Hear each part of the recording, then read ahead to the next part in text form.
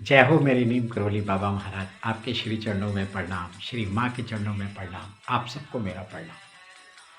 आज की जो बाबा जी की जो मैं लीला सुनाने वाला हूँ, वो ये है कि बाबा जी जब सपने में आते हैं तो क्या होता है। वो एक्चुअली में सपने में नहीं आते, वो सच में आते हैं।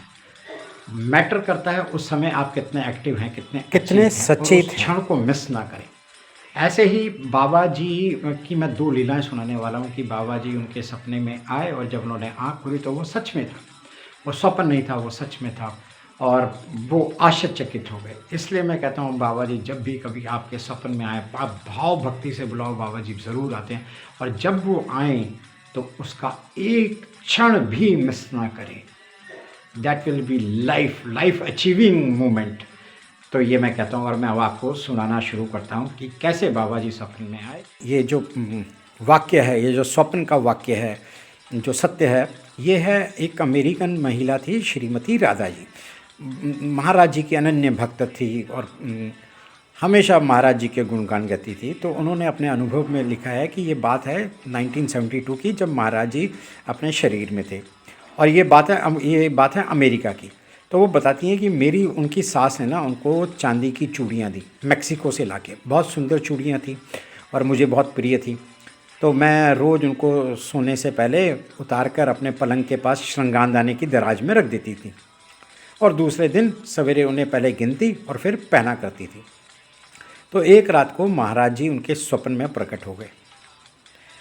तो वो बहुत खुश हुई और उनके चरणों में प्रणाम करने के बाद पूछा कि महाराज जी, मैं आपकी क्या सेवा करूं। तो उन्होंने मेरी चूड़ियों की तरफ देखा, है ना, और मेरे को ऐसा लगा स्वप्न में भी मैंने वो चूड़ियां पहनी हुई हैं। तो वो उन्होंने बोला कि हमें ये चूड़ियां दे दो। मैंने कहा हाँ ले लीजिए। तो उन्होंने बोला नहीं नहीं, सारी नहीं चाहिए, सिर्फ एक चाहिए। तो मैंने एक चूड़ी उतार के महाराज जी को दे दी। तो खैर मैं जब मेरी आँख खुली और मैंने अपने श्रृंगारदाने में देखा तो वहाँ पे सारी चूड़ियाँ थी पर एक कम थी। तो इस घटना ने वो कहती हैं कि मुझे इतना आश्चर्यचकित कर दिया कि मैं कई लंबे समय तक तो इस बात का मैं जिक्र भी किसी से नहीं कर पाई। विश्वास ही नहीं हुआ। महाराज जी कैसे स्वप्न नहीं, महाराज जी, मैंने जैसे पहले बताया था, महाराज जी स्वप्न में नहीं, वो सत्य ही आते हैं, है ना। तो एक जो दूसरी घटना है ये है 1955 की। राजा बद्री उस समय ना हिमाचल प्रदेश के उपराज्यपाल थे और शिमला में बर्फ़ पड़ रही थी, सर्दियों के दिन थे और वो बुखार से बहुत ज़्यादा जूझ रहे थे। तो जो उनकी वाइफ थी श्रीमती गिरजा देवी, वो बड़ी चिंतित थी। नेचुरली चिंतित होना था कि बहुत ज़्यादा वो फीवर में हैं। तो उसी रात को क्या हुआ, उनको एक सपना आया। उन्होंने देखा राजभवन में खिड़की के रास्ते एक छाया का प्रवेश हुआ, जिसमें पूरी तरह वो महाराज के रूप में थे। और ये उन्होंने ये ही बाबा को प्रथम बार देखा था जब वो नैनीताल में आई हुई थी। तो वो बड़ी आश्चर्य हुई। तो बाबा जी उनको जाप के लिए एक मंत्र दे रहे थे, पर वो ना ये कह के टाल रही थी कि नींद में नहीं होता है जैसे आदमी की, वो मंत्र भूल जाएंगी। तो बाबा जी ने दूसरी बार उसको जगाया, मंत्र दिया।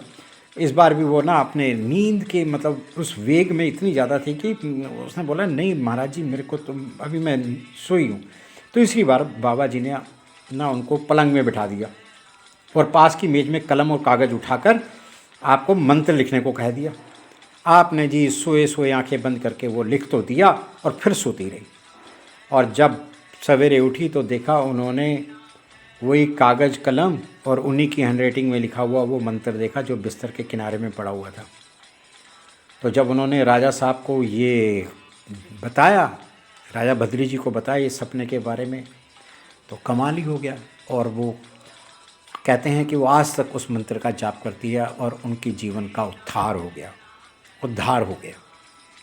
तो बाबा जी को बुलाओ, बाबा जी आते हैं। बाबा जी सपन में नहीं, तो सच में आपने आते ये हैं। दोनों लीलाएँ सुनी, कैसे बाबा जी सपने में आए इनके और ये इनका जीवन उद्धार हो गया।